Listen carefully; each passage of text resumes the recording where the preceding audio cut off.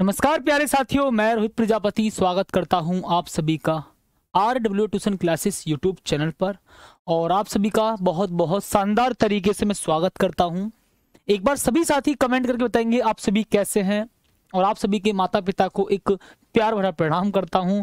बहुत बहुत शानदार तरीके से सभी साथी क्लास से जुड़ जाइए और एक बार क्लास को शेयर जरूर कर देना। आपका डेमो 3 में स्वागत करता हूं और बहुत बहुत जल्दी से बताएंगे। ठीक साथी, क्लास लेट होने का रीजन ये है, थोड़ा टेक्निकल एरर था, टेक्निकल इश्यूज था, ठीक है, इसलिए भैया आपकी क्लास थोड़ी सी लेट है, उसके लिए मैं माफ़ी चाहता हूँ, कोई बात नहीं, ठीक है। चलिए, हालांकि हमारे विकास स्टीमर सर है, उनके से क्लास लेट थी, बट फिर भी मैं माफ़ी मांगता हूँ आपसे, कोई बात नहीं है, ठीक, ओके। तो सुंदर तरीके से स्वागत करते हैं धीरज ठाकुर, सुरभि, अतुल, रागनी, संध्या, मनीष, सिबी, अलादीन, रागनी, अतुल, मीनाक्षी, धीरज कुमार, किट्टू प्रजापति, रागनी, किरण कुमारी, अतुल, नेहा मौर्य, रजत, किरण, नदीम, श्रद्धा, पीयूष कुमार। चलिए, सभी साथियों का मैं स्वागत करता हूं एक प्यार के साथ। और साथ ही आपको पता है जी, नीट में अगर आपको एक शानदार स्कोर करना है तो आपको फिजिक्स पर तो पकड़ बनानी पड़ेगी और आपको फिजिक्स पर बहुत शानदार परफॉर्मेंस करना होगा, ठीक है। चलिए, तो अब प्यारे साथी मैं बहुत बहुत प्यार के साथ और सुंदर तरीके से टॉपिक को मैं स्टार्ट करने जा रहा हूं, ठीक है। फिर साथी हम टॉपिक को बहुत बहुत प्यार के साथ फील करेंगे, ठीक है जी, बिल्कुल प्यार के साथ। ओके साथी, अजीत कुमार। चलिए, तो हमारे पास रिमोट आ चुका है, देखिए। तो साथी आपको पहले ही बता देते हैं जी, ये साथी आपकी डेमो 3 क्लास है और कल से सभी क्लासेस एप्लीकेशन पर लाइव रहेंगी, ठीक। कल से सभी क्लास एप्लीकेशन पर लाइव रहेंगी। आज डेमो 3 है, तो ये डेमो 3 ध्यान से सुनना, डेमो 3। अब उसके बाद जितनी भी सभी क्लासेस होंगी वो किस पर होंगी? एप्लीकेशन पर होंगी, ठीक है साथी, ओके। तो अब मेरे प्यारे साथी, अगर मैं आपसे ये कहना चाहूं, ठीक है, हाँ जी, तो जिसने भी बैच ज्वाइन नहीं किया है वो बैच ज्वाइन कर सकता है। एक बार कमेंट करके बता दीजिए किस किसने बैच ज्वाइन कर लिया है, किस किसने बैच ज्वाइन कर लिया है। एक बार सभी साथी कमेंट करके बताएंगे बहुत शानदार तरीके से, ठीक है, ओके। चलिए देखो, तो स्वागत करते हैं आपका हिंदी मीडियम के इस शानदार प्रारंभ नीट हिंदी मीडियम 2025 बैच में, ठीक है जी, बिल्कुल ठीक है, ओके साथी। तो अब प्यारे भाई मैं आपको बता देता हूं, ठीक है। सबसे पहले आप स्क्रीनशॉट ले लेंगे अपने टाइम का, मतलब आपकी कौन सी क्लास किस टाइम होगी, आप स्क्रीनशॉट जरूर ले लें, ठीक है। प्रारंभ नीट हिंदी 2025 बैच, प्रारंभ नीट हिंदी 2025 बैच 4 बजे आपकी क्लास होती है। कितने बजे? 4 बजे साथी आपकी क्लास होती है फिजिक्स की, और 6 बजे क्लास होती है आपकी केमिस्ट्री की, और 7 बजे क्लास होती है आपकी बायोलॉजी की। 4 बजे फिजिक्स की क्लास होती है, यानी मैं ही आपकी क्लास लूंगा। 4 बजे केमिस्ट्री की क्लास अविनाश सर के द्वारा होती है, और 7 बजे स्वाभि मैम आपकी क्लास कराती हैं बायोलॉजी की, ठीक है, ओके। और आपको बता दें, रजिस्ट्रेशन स्टार्ट हो चुके हैं 10 जुलाई से, ठीक है जी, और क्लासेस स्टार्ट हैं आपकी 15 जुलाई से, और आज तीसरा डेमो चल रहा है, ठीक है जी। रोज रोज क्यों बताते हो भैया, ये आज ही और बताया जाएगा, डेमो में बताया जाता है ताकि सभी बच्चों को टाइम वगैरह सब पता चल जाए, ठीक है, ओके, ताकि आपको कोई कंफ्यूजन ना हो, ठीक है जी, ओके। अब साथी मैं आपको बैच के बारे में इंफॉर्मेशन दे देता हूं। बैच का नाम है प्रारंभ नीट हिंदी 2025 बैच। फीचर्स क्या क्या हैं? फीचर्स साथी एक बार सुन लेंगे, सभी साथी फीचर्स सुन लेंगे जी। लाइव क्लासेस हैं, डाउट ग्रुप है, क्लास नोट्स PDF है, मॉक टेस्ट है, और एक्सपीरियंस टीचर्स की टीम है, वही सारे एक्सपीरियंस टीचर जिन्होंने MBBS संभव बैच में पढ़ाया था। किसमें? संभव MBBS बैच में पढ़ाया था, ठीक है। PYQ के दम पर ही एक शानदार स्कोर आपका कराया था, ठीक है, ओके। चलिए, तो अब मैं आपको बता देता हूं जी, बैच है आपका 999 का, बट उसको कट करके 30% डिस्काउंट दे दिया गया है। कूपन कोड क्या है? नीट 30। कूपन कोड क्या है जी? नीट 30। और ये ऑफर कब तक के लिए है?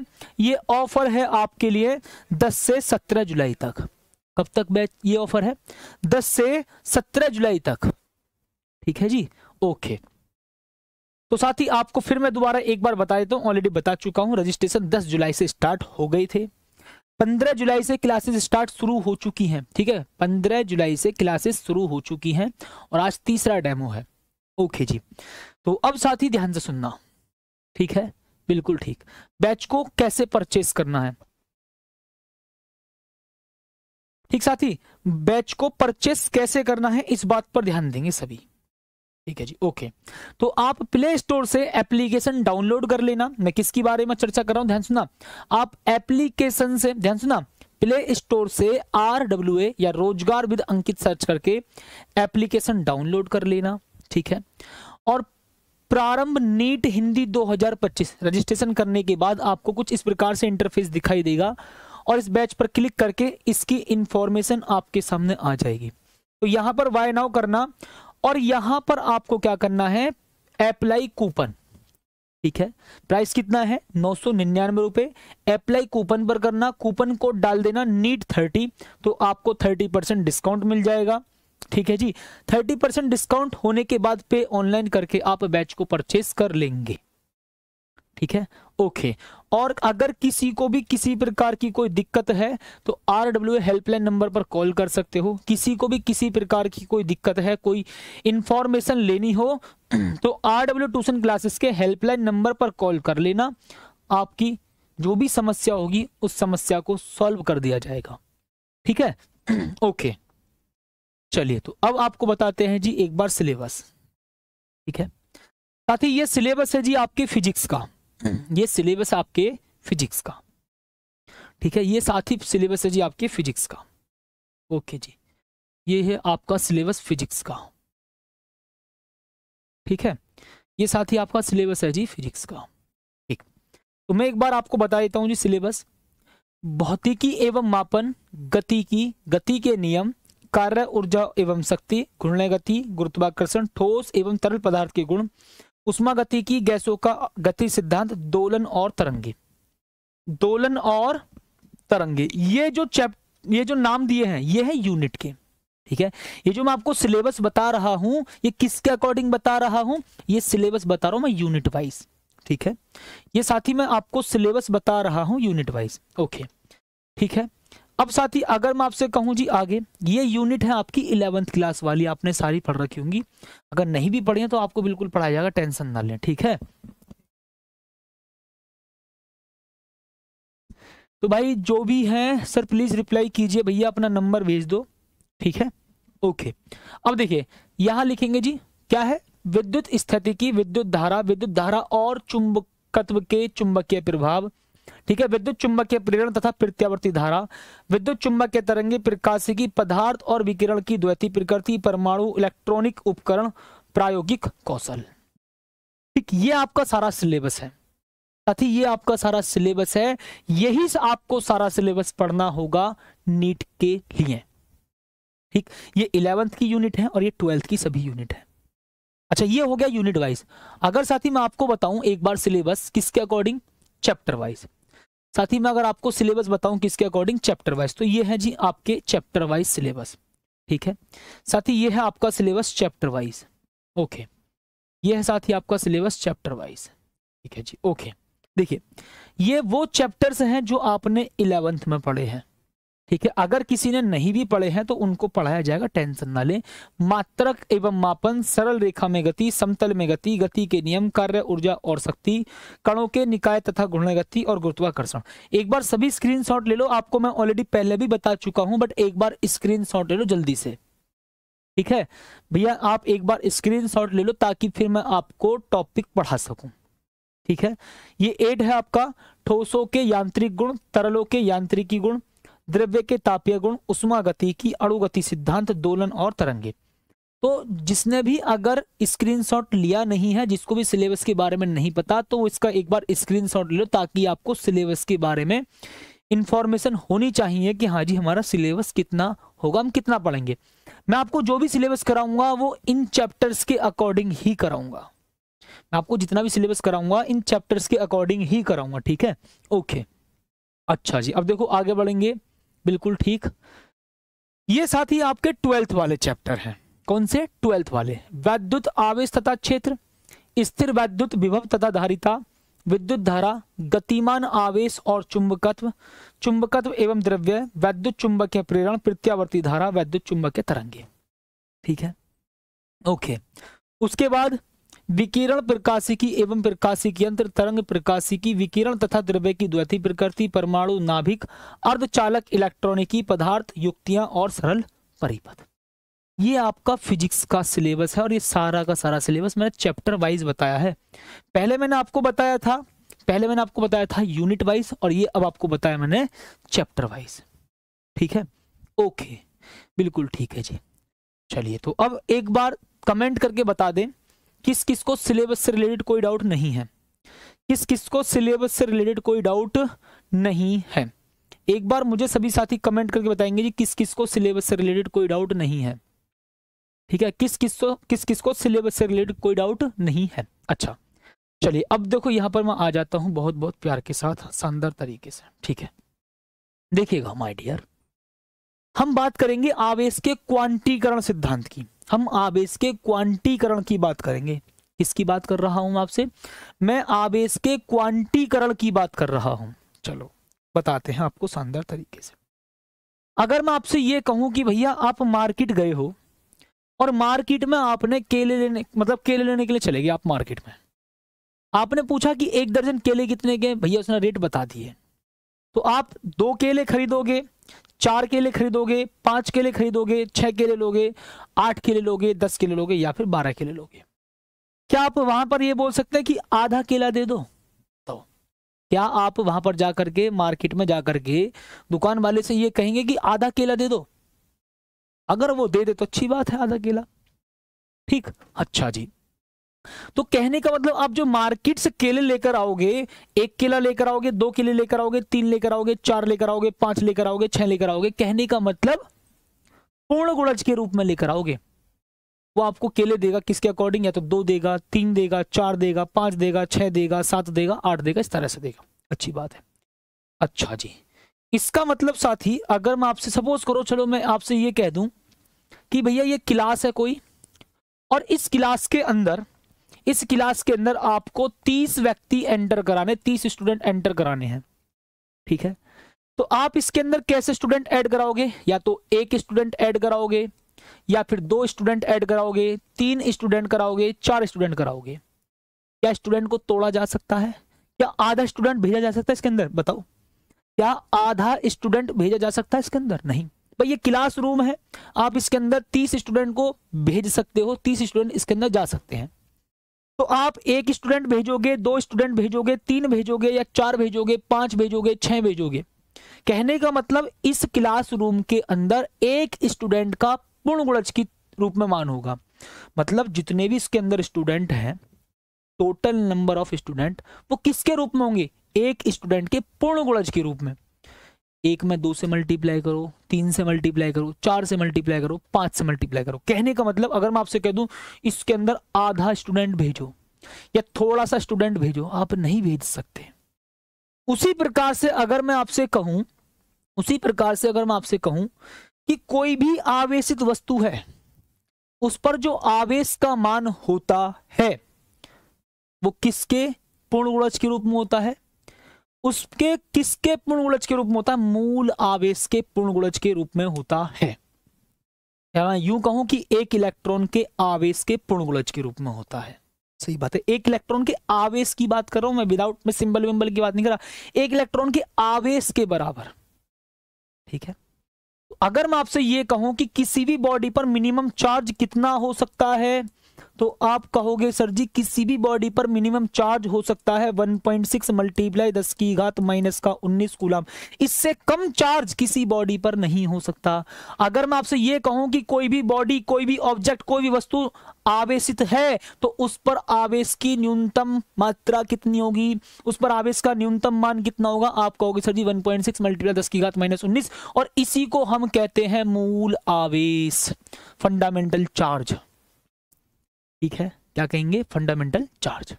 ओके, तो आपको मेरी बात बड़े प्यार के साथ, बहुत प्यार के साथ समझ में आ रही होगी। अच्छा, चार्ज आता कैसे है किसी भी बॉडी पर? चार्ज आता कैसे है किसी भी बॉडी पर? मैं आपको पहले भी 2 बार बता चुका हूं चार्ज आता कैसे है किसी भी बॉडी पर।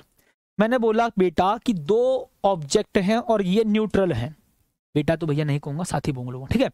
मैंने बोला साथी कि ये दो ऑब्जेक्ट हैं और ये दोनों न्यूट्रल हैं। जितने प्रोटॉन इस पर हैं उतने ही इलेक्ट्रॉन होंगे, जितने यहाँ प्रोटॉन है उतने इलेक्ट्रॉन होंगे। Number of proton is equal to number of electron, ठीक है जी।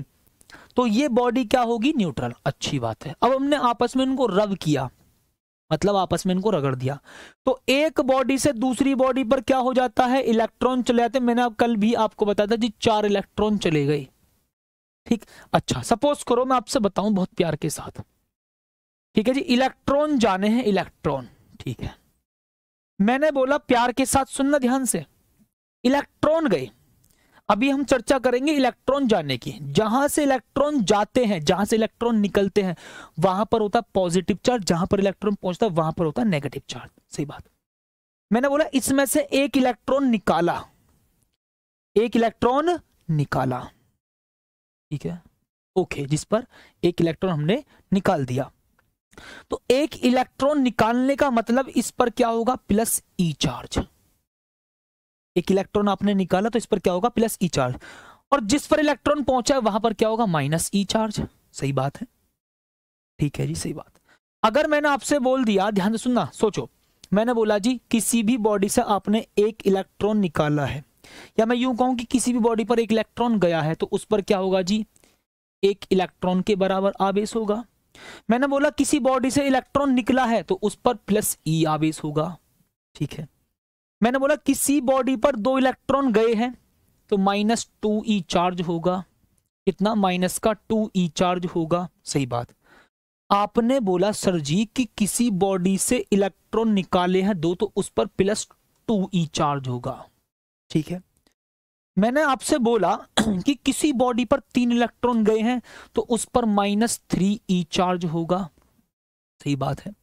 आपने बोला सर जी किसी भी बॉडी से, ध्यान सुना, किसी बॉडी पर 3 इलेक्ट्रॉन गए हैं, जिस पर इलेक्ट्रॉन जाएंगे उस पर क्या होगा, -3e चार्ज, ओके। अगर किसी बॉडी से 3 इलेक्ट्रॉन निकले हैं तो उस पर कितना चार्ज होगा, प्लस का 3e चार्ज। ये बात है। ये मैं किसके रूप में बता रहा हूं, मूल आवेश के रूप में। मूल आवेश का मतलब क्या है, चार्ज ऑफ इलेक्ट्रॉन। क्या, इलेक्ट्रॉन पे वैसे नेगेटिव चार्ज होता है, बट मैं वैल्यू की बात कर रहा हूं, ठीक है जी। तो इस E का जो मान होता है वो होता है 1.6 × 10⁻19। इतनी बात तो ठीक है, ओके। अगर मैं चलो पहले मूल आवेश के बारे में ही समझा दूं मेरे प्यारे साथी, मैं आपको एक बार पहले मूल आवेश के बारे में समझा देता हूं। फंडामेंटल चार्ज है क्या, प्यारे साथी, फंडामेंटल चार्ज है क्या। तो मैं आपसे कहूंगा जी मूल आवेश है क्या। तो पहले अगर मैं मूल आवेश के बारे में ही एक बार बता देता हूं, ठीक है। ये लो, मूल आवेश के बारे में ही प्यारे साथी मैंने बता दिया। किसी भी आवेशित वस्तु पर, कोई भी बॉडी आवेशित है, ठीक है जी, किसी आवेशित वस्तु पर आवेश के न्यूनतम मान को, आवेश के न्यूनतम मान को, आवेश के न्यूनतम मान को, ठीक है जी, आवेश की न्यूनतम मात्रा को, आवेश के न्यूनतम मात्रा को मूल आवेश कहते हैं जी। मूल आवेश कहते हैं, मूल आवेश कहते हैं। और इसको हम ई से रिप्रेजेंट करते हैं जी, ई से रिप्रेजेंट करते हैं, ठीक है, ओके। तो इसका मतलब अगर कोई बॉडी है तो उस पर आवेश की न्यूनतम मात्रा को, जितना मिनिमम चार्ज होगा उसको हम बोल देते हैं मूल आवेश। किसी भी बॉडी पर मिनिमम चार्ज, किसी भी बॉडी पर मिनिमम चार्ज जो होगा हम उसको मूल आवेश बोल देते हैं। और इसका जो मान होता है वो कितना होता है, 1.6 × 10⁻⁻19 कूलम। कितना, 10⁻⁻19 कूलम, ओके। इतनी बात तो आप सभी को समझ में आ गई है, ठीक है, इतनी बात ठीक, ओके। अगर मैं ये कहूं जी प्रकृति में किसी भी आवेशित वस्तु पर, ठीक है, किसी भी आवेशित वस्तु पर आवेश की न्यूनतम मात्रा, ठीक है, किसी भी आवेशित वस्तु पर, प्रकृति में किसी भी आवेशित वस्तु पर जो आवेश की न्यूनतम मात्रा होगी उसी को हम मूल आवेश कह सकते हैं। या मैं यूं कहूं कि किसी भी आवेशित वस्तु पर आवेश का जो मान होता है वो 1.6 × 10⁻⁻19 कूलम होता है। इससे कम आवेश उत्पन्न कर पाना किसी भी बॉडी पर संभव नहीं है, इतनी बात आप सभी को मेरे हिसाब से समझ में आ गई होगी। अच्छा, आपने कहा सर जी इलेक्ट्रॉन पर जो आवेश होता है, मूल आवेश के पदों में बताओ। आपने कहा सर इलेक्ट्रॉन पर जो आवेश होता है, इलेक्ट्रॉन का आवेश होता है वो कितना होता है? इलेक्ट्रॉन का आवेश कितना होता है जी? QE, इट मीन्स इलेक्ट्रॉन पर charge, charge on electron, charge of electron. Okay, ठीक है जी। तो आप कहोगे सर जी कितना होता, सुनना ध्यान से। मैंने बोला माइनस का 1.6 10 की घात -19 कूलाम होता है। तो आपने बोल दिया सर जी माइनस का ई होगा, क्योंकि ये 1.6 मल्टीप्लाई 10 की घात -19 कूलाम क्या है जी? ई। तो माइनस ई बोल दिया मैंने यहाँ पर, ठीक है। ओके, उसके बाद मैं बोलूंगा जी प्रोटॉन पर आवेश कितना होता है। उसके बाद मैंने बोल दिया जी प्रोटॉन पर आवेश कितना होता है, प्रोटॉन पर आवेश कितना होता है। तो आप कहेंगे सर प्रोटॉन पर जो आवेश होता है, प्रोटॉन पर जो आवेश होता है प्लस का 1.6 मल्टीप्लाई 10 की घात -19 कूलाम होता है, ठीक है। तो मैं इसको क्या बोल सकता हूं, मैं बोलूंगा इसको प्लस, और ये 1.6 मल्टीप्लाई 10 की घात -19 कूलाम की जगह लिखूंगा ई, ठीक। तो इलेक्ट्रॉन पर जो आवेश है वो -E है। मैंने तभी तो बोला कि किसी भी बॉडी पर इलेक्ट्रॉन जाएगा, मैंने बोला किसी भी बॉडी पर इलेक्ट्रॉन जाएगा तो क्या होगा, -E, और किसी भी बॉडी से इलेक्ट्रॉन निकला तो क्या होगा, +E। किसी बॉडी पर 2 इलेक्ट्रॉन गए तो -2E होगा, किसी बॉडी से 2 इलेक्ट्रॉन निकाले हैं तो उस पर +2E होगा, किसी बॉडी पर 3 इलेक्ट्रॉन गए हैं तो -3 होगा, और किसी बॉडी से 3 इलेक्ट्रॉन निकाले तो उस पर +3 होगा। ऐसे मैंने आपको बताया है, ठीक है, मूल आवेश के पदों में। अच्छा, अल्फा कण क्या होता है भाई? अल्फा कण पर कितना आवेश होता है बताओ। अल्फा कण जो होता है वो हीलियम का नाभिक होता है। अल्फा कण पर जो आवेश है वो क्या होता है जी? हीलियम का नाभिक होता है। और उस पर चार्ज कितना होता है? उस पर चार्ज कितना होता है? +2E, ठीक है। क्योंकि हीलियम के नाभिक में 2 प्रोटॉन होते हैं, ठीक है, तो मैंने यहां लिख दिया +2E। अच्छी बात है। तो आप कहेंगे सर जी +2 गुणा 1.6 मल्टीप्लाई 10 की घात -19 कूलाम।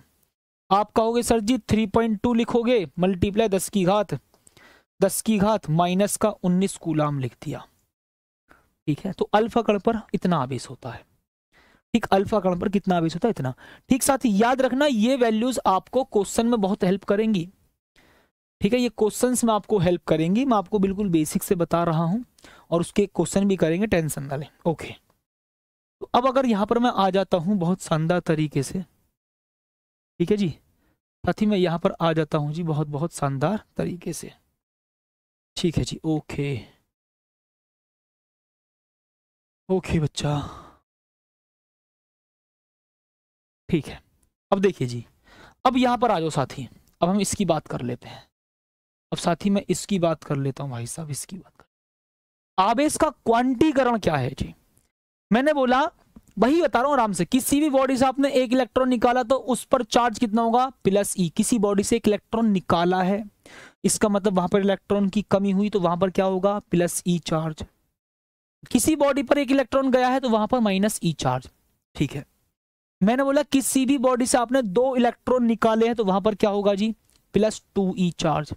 किसी बॉडी से 3 इलेक्ट्रॉन, ध्यान सुना, किसी बॉडी पर 2 इलेक्ट्रॉन गए हैं, जिस पर जाएंगे उस पर इलेक्ट्रॉन की अधिकता होगी तो वहां पर क्या होगा जी, -2E चार्ज। जहां पर इलेक्ट्रॉन ज्यादा होते हैं वहां पर होता है ऋणावेश, ओके। उसके बाद किसी बॉडी से 3 इलेक्ट्रॉन निकाले तो निकालने पर क्या आता है, धनावेश। इसका मतलब वहां पर क्या होगा जी, +3E चार्ज। और जिस बॉडी पर 3 इलेक्ट्रॉन गए हैं वहां पर क्या होगा, -3E चार्ज। मैंने 1 2 3 के बातों में बता दिया। अब मैंने बोला कि किसी बॉडी से मैंने Ne इलेक्ट्रॉन निकाले, N का मतलब कोई नंबर, तो आप कहोगे सर जी किसी बॉडी से N इलेक्ट्रॉन निकाले हैं, N इलेक्ट्रॉन का मतलब उस पर चार्ज कितना होगा, Ne। और जिस बॉडी पर Ne इलेक्ट्रॉन गए हैं, N इलेक्ट्रॉन गए हैं तो भैया वहां पर चार्ज क्या होगा जी, -Ne। ओके, तो अगर मैं पॉजिटिव नेगेटिव को दोनों के हिसाब से लिखना चाहूं तो आप कहोगे सर जी किसी भी बॉडी पर जो चार्ज होता है, ठीक है, वो मूल आवेश के पूर्ण गुणज के रूप में होता है, इंटीग्रल। कहने का मतलब ये N 1 होगा, 2 होगा, 3 होगा, 4 होगा, 5 होगा, 6 होगा, लेकिन 2.5, 3, 4.5 ऐसे नहीं होगा, ठीक है।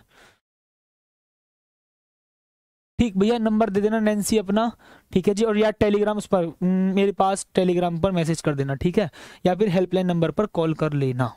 ओके, तो अब साथ ही हम बात करेंगे, देखो जी, तो किसी भी आवेशित वस्तु पर जो आवेश का कुल मान होता है वो मूल आवेश के पूर्ण गुणज के रूप में होता है, ठीक है जी।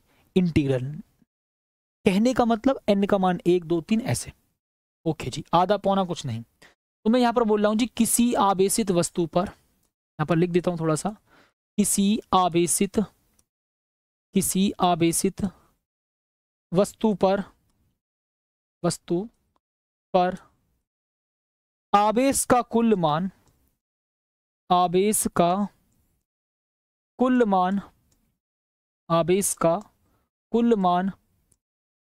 ठीक है जी, मूल आवेश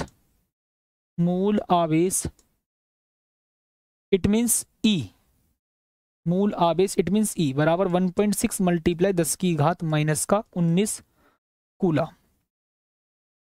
ओके, ठीक है जी, मूल आवेश के पूर्ण गुणज के रूप में होता है, पूर्ण गुणज के रूप में होता है जी, पूर्ण गुणज के रूप में होता है। अभी प्यारे साथी क्वेश्चंस की बहुत शानदार प्रैक्टिस भी करेंगे। क्वेश्चंस आपको तब समझ में आएंगे जब आपका बेसिक क्लियर होगा, ठीक है। ओके, तो किसी आवेशित वस्तु पर आवेश का जो कुल मान होता है वो मूल आवेश E के पूर्ण गुणज के रूप में होता है, ओके, ठीक है जी। ओके जी साथी, यहां पर हमने चर्चा कर दी है। आप कहोगे सर यहां पर जो n का मान है वो कितना कितना है, जल्दी बताओ मुझे। n का मान साथी कितना कितना होगा जी, जल्दी बताओ। n का मान आप कहेंगे सर 1 होगा, 2 होगा, 3 होगा, 4 होगा, ये ऐसे ही चलता रहेगा। लेकिन साथी यहां पर l का मान, भाई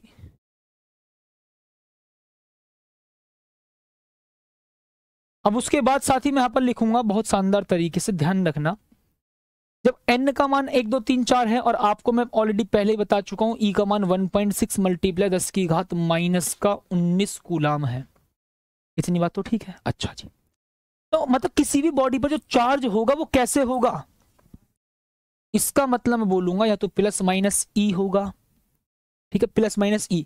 भाई प्लस E का मतलब क्या है, वहां पर एक इलेक्ट्रॉन की कमी है तभी तो वहां पर पॉजिटिव चार्ज हुआ। अगर माइनस E का मतलब वहां पर एक इलेक्ट्रॉन की अधिकता है तभी तो माइनस E चार्ज हुआ। अच्छी बात है, मैं बोलूंगा जी प्लस माइनस 2E होगा, 2E होगा, प्लस माइनस 3E होगा, प्लस माइनस 4E होगा, ऐसे चलता रहेगा। ठीक, अगर मैं आपसे कहूं कि किसी बॉडी पर सपोज करो मैं आपसे बोल दूं किसी बॉडी पर 6E चार्ज है, आप प्लस को देख करके क्या कहेंगे, आप प्लस को देख करके तुरंत ये कह देंगे सर जी उस बॉडी से 6 इलेक्ट्रॉन निकले हैं, तभी उस पर कैसा चार्ज है, पॉजिटिव चार्ज है। मैं बोला किसी बॉडी पर 6 इलेक्ट्रॉन गए तभी उस पर नेगेटिव चार्ज है। ठीक है जी, तो अगर किसी से इलेक्ट्रॉन निकले हैं तो वहां पर पॉजिटिव चार्ज होगा, किसी पर इलेक्ट्रॉन गए हैं वहां पर नेगेटिव चार्ज होगा। सही बात है, ठीक है। ओके, तो चर्चा करेंगे आगे भी, टेंशन ना लें।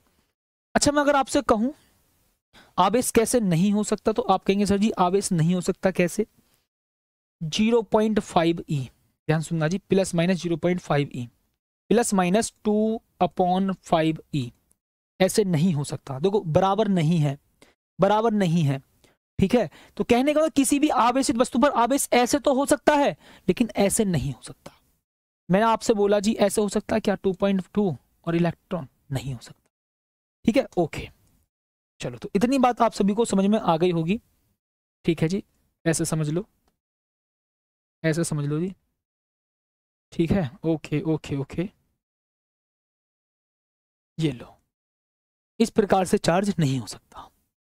ठीक है, मतलब इस मूल आवेश के पूर्ण गुणज के रूप में ही हो सकता है। चलो अब देखो आगे आ जाते हैं, ये मैंने आपको ऑलरेडी समझा दिया है एक प्यारे से एग्जाम्पल के तौर पर। अच्छा, अब जरा इस पर आ जाते हैं। अगर ये आपको समझ में आ गया है कि एक कूलम आवेश में कितने इलेक्ट्रॉन हैं, अगर किसी बॉडी पर एक कूलम आवेश है तो उसमें कितने इलेक्ट्रॉन है सोचो। यहां पर बात किस क्या रही है सोचना, यहां पर क्या सोचा है सुनो। यहां पर बोला गया है कि एक कूलाम आवेश में कितने इलेक्ट्रॉन होते हैं। ठीक है, एक कूलाम आवेश में कितने इलेक्ट्रॉन होते हैं। कुछ बच्चों ने तो डायरेक्ट जवाब दे दिया होगा जी, क्यू बराबर कितना होगा जी आपका NE। सही बात है। मैंने बोला जी, आपने लिखा यहां पर N बराबर Q/E। ठीक है, आपने कहा सर एक कूलाम लिखना है, बिल्कुल लिखना है। E का मान 1.6 मल्टीप्लाई 10⁻⁻19 लिखना है। ये बात ओके। तो अब आप कहेंगे यहां से पॉइंट को हटा लो, 1 0 पहुंच गई। ओके, तो 10 मल्टीप्लाई इसको ऊपर पहुंचाना, तो 10 की पावर 19 अपॉन कितना 16। 1 0 यहां से उधार ले लो इधर, तो 100 upon 16 multiply 10 to the power 19। ये मैं आपको बता रहा हूं, किस लिए बता रहा हूं, ताकि आप कैलकुलेशन कर सको, वरना तो आप क्वेश्चन को देखते कॉन्सेप्ट को समझते आंसर डायरेक्ट बता दो। ठीक है, कितने बार जाएगा, करीब करीब ये जाएगा 6.25 1 मिनट। यहाँ चाहेंगे जी 18, यहाँ चाहेंगे जी 18 और 6.25 multiply 10 to the power 18 electron. इतने इलेक्ट्रॉन होते हैं। सोचो अगर मैं यहां पर इस पॉइंट को अगर हटाऊं यहां से, तो 2 0 से 2 0 कट जाएंगी। अगर यहां से पॉइंट को हटाता हूं बटे में 100 आएगा। अगर मैं पॉइंट को हटाता हूं तो बटे में 100 जाएगा, 2 0 से 2 0 कट जाएंगी। अब चेक करो कि एक कूलाम के अंदर, एक कूलाम आवेश के अंदर कितने इलेक्ट्रॉन है, गिन के बताओ। अगर मैं आपसे कह दूं गिन के बताओ, मुझे बताओ, अगर मैं आपसे ये कह दूं कि इन्हें गिन के बताओ कितने इलेक्ट्रॉन है, तो ये कहोगे जी फिर तो गायब हो जाएगा सारा मैटर गिनने में ही। ठीक, 100 कैसे आया, अरे भैया यार क्या कॉन्सेप्ट है जी आपका। मैंने यहां से एक 0 उधार ले ली और यहां से पॉइंट हटाया, इसलिए ये कैलकुलेशन पर आप कॉन्सेप्ट बनाओ जी। ठीक है, ओके। भोलेनाथ की दीवानी, ये सारा कॉन्सेप्ट मैं लेकर आऊंगा, ठीक है, एक क्लास के अंदर। ओके जी, आ जाते हैं साथी अब यहाँ पर अपने अगले क्वेश्चन पर। ठीक माय डियर, यहाँ पर मेरे प्यारे साथी आ जाते हैं जी हम अपने अगले क्वेश्चन। कूलाम का नियम, किसकी बात करेंगे साथी, कूलाम के नियम की बात करेंगे जी। हम किसकी बात करेंगे, कूलाम के नियम की बात करेंगे।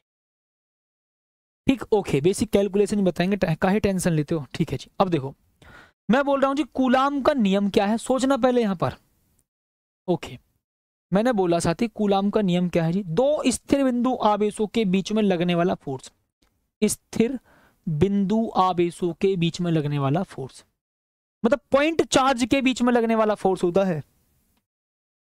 ठीक, पॉइंट चार्ज के बीच में लगने वाला फोर्स होता है, ये होता है जी Q1 और ये होता है साथी Q2। ठीक है, अगर मैं ये कह दूं जी दोनों सेम चार्ज है तो इनके बीच में क्या होगा, प्रतिकर्षण। और अगर मैं ये कह दूं जी ये अपोजिट नेचर के तो इनके बीच में क्या होगा, आकर्षण। तो आप कहोगे सर जी इनके बीच में जो लगने वाला फोर्स होता है वो आवेशों के गुणनफल के अनुक्रमानुपाती होता है। आप कहोगे जी इनके बीच की दूरी के वर्ग के व्युत्क्रमानुपाती होता है, इनके बीच की दूरी के वर्ग के व्युत्क्रमानुपाती होता है। ठीक है, एक बार मैं आपको बहुत प्यार के साथ बता देता हूं, ध्यान सुनना सभी साथी। ठीक है, ओके, सभी साथी बात को प्यार के साथ फील करेंगे जी। ये लो, ठीक, यहां पर आ जाते हैं। सोचो मैं यहां पर 4 कंडीशन आपको दिखा रहा हूं। सपोज करना साथी मैं यहां पर आपको 4 कंडीशन दिखा रहा हूं जी। यहां पर ध्यान से सुनना, अगर यहां पर पॉजिटिव चार्ज है, यहां पर जी यहां पर पॉजिटिव चार्ज है और यहां भी पॉजिटिव चार्ज है, तो इनके बीच में जो लगने वाला फोर्स होगा, इनके बीच में जो लगने वाला फोर्स होगा वो कैसे होगा जी, वो कैसा होगा, फोर्स होगा प्रतिकर्षण। एक साथी कैसा फोर्स होगा जी, प्रतिकर्षण। ये लो इस प्रकार से। ठीक है जी, ये लो, इस फोर्स को मैं बोलूंगा जी पहले चार्ज पर दूसरे चार्ज ने लगाया है, और इस फोर्स पर बोलूंगा जी मैं पहले, ध्यान सुना, पहले चार्ज पर दूसरे चार्ज ने फोर्स लगाया। और अगर मैं यहां की बात करूं तो इस दूसरे चार्ज पर पहले चार्ज ने फोर्स लगाया है, तो यहां पर कौन सा फोर्स अप्लाई हो रहा है जी, यहां पर प्रतिकर्षण बल है। ठीक है जी, कितना प्रतिकर्षण बल है। ओके, अब उसके बाद साथी यहां पर ध्यान सुनना, अगर मैं बोल दूं जी ये नेगेटिव चार्ज और साथी ये नेगेटिव चार्ज, ये नेगेटिव चार्ज, तो बताओ यहां पर कौन सा फोर्स लगेगा जी? आप कहोगे सर जी ये भी नेगेटिव और दूसरा भी नेगेटिव, तो यहां पर लगेगा आपका कौन सा फोर्स? यहां पर लगेगा जी आपका इस प्रकार से प्रतिकर्षण बल। ठीक, वैद्युत बल तो है, एक प्रतिकर्षण बल होगा तो एक आकर्षण बल होगा। सेम नेचर है दोनों का, इसलिए प्रतिकर्षण बल लग रहा है। यहां भी सेम नेचर है इसलिए प्रतिकर्षण बल। अच्छा, अगर मैं आपसे कह दूं एक पॉजिटिव चार्ज और एक नेगेटिव चार्ज, तो बताओ इनके बीच में फोर्स कौन सा अप्लाई होगा? इनके बीच में लगेगा जी बल कैसा? इनके बीच में लगेगा आकर्षण बल। ठीक, ये वाला फोर्स इस पर बल लगा, ध्यान सुनना जी, ये वाला चार्ज इस वाले चार्ज पर फोर्स लगा रहा इधर, तो ये वाला चार्ज इस वाले चार्ज पर फोर्स लगाएगा इधर। कहने का मतलब इनके बीच में फोर्स लगेगा कुछ इस प्रकार से। ठीक है जी, कुछ इस प्रकार से। ठीक है जी, समझ में आ रहा है? ओके। ऐसी अगर मैं बोल दूं जी ये माइनस है, कौन सा जी? ये माइनस है साथी, और ये प्लस है, तो ये वाला माइनस इसको आकर्षित करेगा तो फोर्स लगेगा इधर। ठीक, फोर्स लगेगा इधर। ओके, अभी कॉन्सेप्ट समझते हैं, उसके बाद क्वेश्चन भी मैं बताता हूं आपको। ठीक है, क्वेश्चंस की प्रैक्टिस तो बहुत करनी है, बट आपको पहले कॉन्सेप्ट समझना होगा, पहले आपको कॉन्सेप्ट समझना होगा। ठीक है जी, तो ये वाला चार्ज इस वाले पर फोर्स लगा रहा है इधर, ये वाला चार्ज इस वाले पर फोर्स लगा रहा है इधर, तो आप सभी को समझ में आ गया। अच्छा, यहां पर एक बात आप चेक कर पा रहे होंगे, आप यहां पर एक बात क्या चेक कर पा रहे हैं कि यहां पर इनके बीच में जो लगने वाला फोर्स है, इनको मिलाने वाली रेखा के अनुदिश लगता है। अगर मैं आपसे ये पूछूं कि ये वाला चार्ज आपस में एक दूसरे पर फोर्स लगा रहे हैं, ठीक है, इनके बीच में प्रतिकर्षण बल लग रहा है, तो क्या फोर्स ये आपस में ऐसे जा रहे हैं, ऐसे जा रहे हैं? बताओ, ये फोर्स उनको मिलाने वाली रेखा के अनुदिश जा रहे हैं, ये फोर्स इनको इन वाले चार्ज को मिलाने वाली रेखा के अनुदिश जा रहे हैं। ठीक, इन पर लगने वाला फोर्स इनको मिलाने वाली रेखा के अनुदिश है, चेक कर सकते हो। ऐसे ना कि भैया ये ऐसे जा रहे हो, तो मतलब इनके बीच में जो लगने वाला बल होता है वो इनकी रेखा के अनुदिश लगता है, इनको मिलाने वाली रेखा के अनुदिश लगता है। ठीक है, ओके, तो इतनी बात आप सभी को यहां पर समझ में आ गई। तो मैं बोलूंगा जी यहां पर F अनुक्रमानुपाती Q1 Q2 upon R square, मतलब इनके बीच में जो लगने वाला फोर्स है वो दोनों आवेशों के मान के गुणनफल के अनुक्रमानुपाती और उनके बीच की डिस्टेंस के वर्ग के व्युत्क्रमानुपाती होता है। कहने का मतलब जितनी ज्यादा डिस्टेंस होगी उनके बीच में उतना ही फोर्स कम होगा। और आपको पता है जी संसार का कोई भी फोर्स हो डिस्टेंस बढ़ने पर कम हो जाता है, कि तो आपको पता है। ओके, ठीक है साथी, तो अब देखो मैं यहां पर लिखता हूं और एक शानदार कॉन्सेप्ट। ठीक है जी, तो भाई साहब अभी आपने एक बात पढ़ी, मैं यहां पर एक नोट लिख देता हूं जी।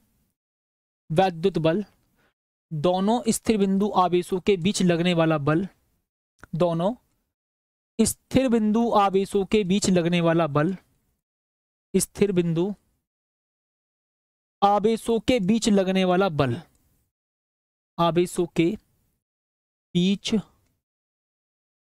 लगने वाला बल, लगने वाला वैद्युत बल। ठीक, वैद्युत बल दोनों आवेशों को मिलाने वाली रेखा के अनुदिश लगता है। ठीक, दोनों आवेशों को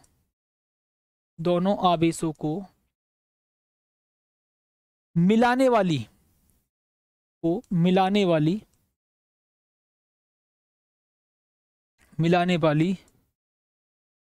रेखा के अनुदिश लगता है, रेखा के अनुदिश लगता है। ठीक है जी, अनुदिश लगता है।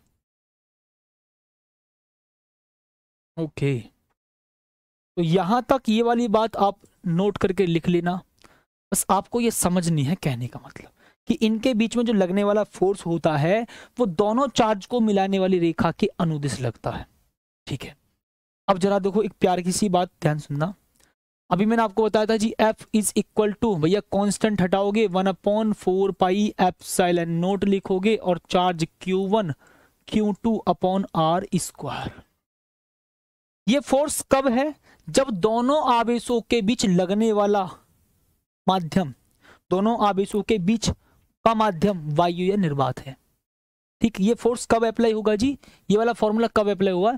जब दोनों आवेशों के बीच का माध्यम वायु या निर्वात है।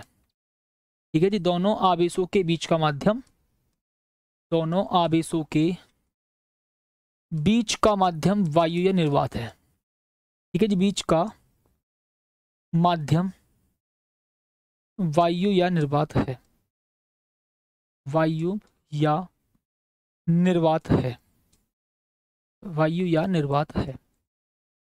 ओके, ठीक। तो ये फॉर्मूला तब लगेगा जब दोनों आवेशों के बीच लगने वाला जो फोर्स होगा, ध्यान सुना, ये फोर्स का फॉर्मूला तब लगेगा ये वाला जब दोनों आवेशों के बीच का माध्यम वायु या निर्वात है। ये बात ठीक है। अच्छा, अगर मैं आपसे ये कह दूं भैया इसका मान क्या है जी, तो भैया आप कहेंगे sir ji 1/4 pi epsilon not is equal to होता है 9 × 10⁹ न्यूटन मीटर स्क्वायर पर कूलाम स्क्वायर। इस यूनिट को आप निकाल भी सकते हैं बट इतनी ज्यादा जरूरत नहीं है निकालने की। ठीक है, ओके। तो ये है आपका कॉन्सेप्ट। अच्छा, ये एप्सिलॉन नोट क्या है? ये एप्सिलॉन नोट क्या है जी? ध्यान सुनना, ये एप्सिलॉन नोट क्या है? सोचो, ये एप्सिलॉन नोट है वायु या निर्वात की वैद्युतशीलता, निर्वात की वैद्युतशीलता, निर्वात की वैद्युतशीलता, वैद्युतशीलता। ठीक है जी, वायु या निर्वात की वैद्युतशीलता। ओके, इतनी बात आप सभी को समझ में आ गई होगी। बताएंगे एक बार सभी कमेंट करके जी, बताओ। अच्छा, अगर मैं आपसे ये बोल दूं कि दोनों आवेशों के बीच का माध्यम, दोनों आवेशों के बीच का माध्यम, ध्यान से सुनना, दोनों आवेशों के बीच का माध्यम क्या हो? कोई अन्य माध्यम हो। ठीक है, अच्छी बात है, सुनो ध्यान से, बहुत बहुत प्यार के साथ। यदि दोनों आवेशों के बीच का माध्यम, यदि दोनों आवेशों के, ठीक है जी, यदि दोनों आवेशों के बीच कोई अन्य माध्यम हो, कोई और माध्यम हो, अन्य माध्यम हो, तो बताओ क्या होगा जी? तो भैया ध्यान रखना, जो मैं डीप पे बातें बता रहा हूँ ना, बिल्कुल डीप बात, ये क्वेश्चंस में हेल्प करेंगी ताकि आपको दिक्कत ना हो। ओके, तो आप कहोगे सर फिर फॉर्मूला होगा एफ मीडियम, मतलब जब दोनों आवेशों के बीच का माध्यम कोई और हो, मतलब वायु या निर्वात के स्थान पर कोई और माध्यम हो, वायु या निर्वात के स्थान पर कोई और माध्यम हो। मैं यहां पर लिख देता हूं एफ ए। ये एफ ए कब? जब दोनों चार्ज के बीच का मीडियम एयर या वैक्यूम हो। ठीक है जी, या फ्री स्पेस, ठीक है, एक ही बात है। ओके, आ जाते हैं यहां पर। तो यदि दोनों आवेशों के बीच अन्य माध्यम हो, तब आप कहोगे सर फिर होगा यहां पर 1/4 पाई एप्सिलॉन। ठीक है जी, एप्सिलॉन, एप्सिलॉन लिख दो या एप्सिलॉन एम लिख दो, वो आपकी मर्जी की बात है। ठीक, अलग अलग बुक में अपने अकॉर्डिंग लिखा होता है, एप्सिलॉन एम भी लिख सकते हो या एप्सिलॉन भी लिख सकते हो। ओके, आप कहोगे सर अब ये एप्सिलॉन क्या है, बताओ मुझे। तो मैं बोल दूंगा साथी, ये जो एप्सिलॉन है ये क्या है बताओ? एप्सिलॉन माध्यम की वैद्युतशीलता, माध्यम की वैद्युतशीलता, माध्यम की वैद्युतशीलता। ठीक है, माध्यम की वैद्युतशीलता। इसको साथी और डीप ले जाने के लिए मैं पहले एक काम करता हूं, मैं कुछ क्वेश्चन, एक दो क्वेश्चन करा देता हूं इसको और डीप पढ़ाने से पहले। ठीक है, ओके, सुनना साथी, मैं इसको और डीप बढ़ाने से पहले जरा मैं आपको कुछ नीट के पीवाईक्यू का ट्रेलर दिखा देता हूं। ठीक, मैं आपको थोड़ा सा और डीप पढ़ाने से पहले इनके क्वेश्चंस का जरा मैं आपको ट्रेलर दिखा देता हूं जी। ये नीट के पीवाईक्यू है, ये नीट में पूछा गया क्वेश्चन है। अब बताओ जी इसको कैसे कर सकते हैं आप? ये साथी नीट में पूछा गया क्वेश्चन है। ठीक है, अब बताओ जरा मुझे जल्दी से। ठीक, बताओ, क्वेश्चन को समझो और क्वेश्चन को देखो। ठीक,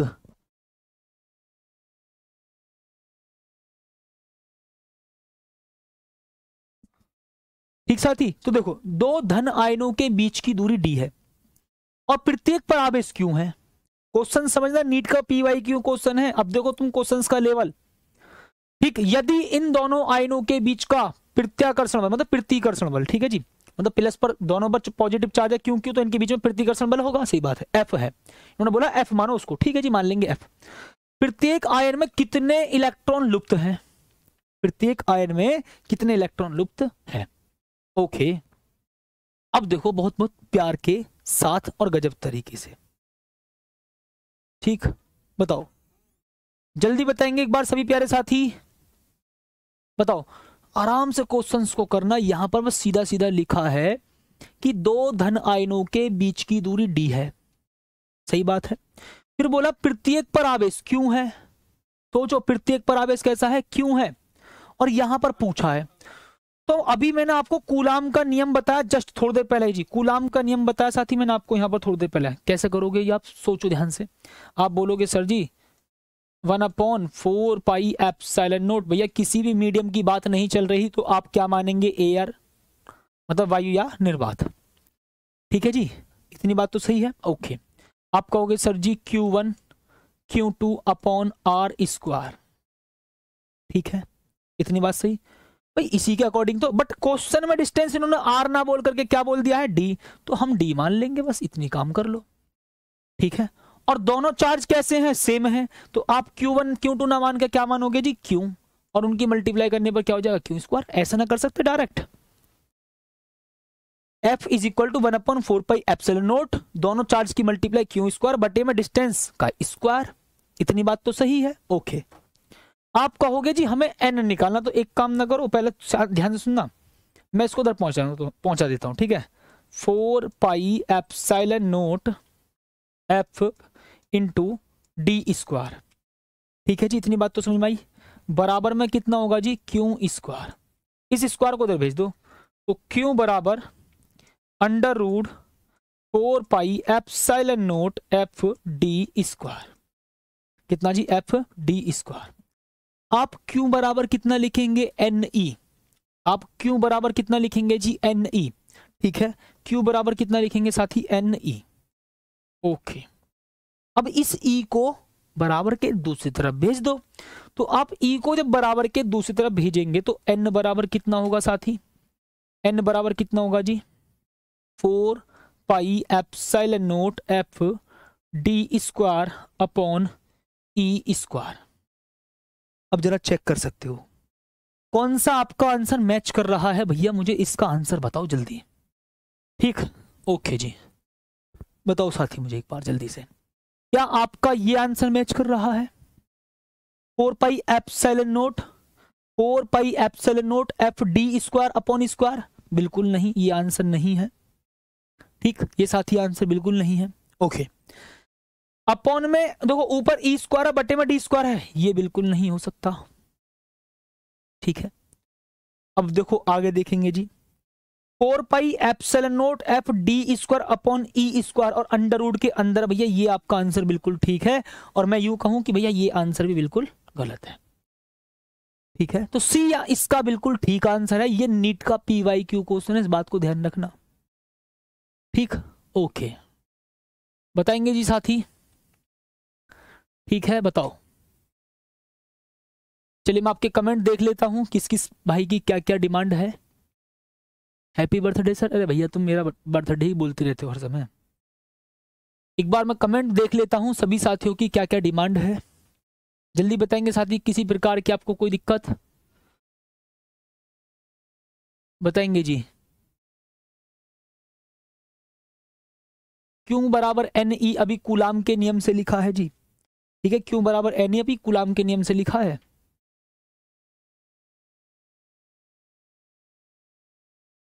ओके,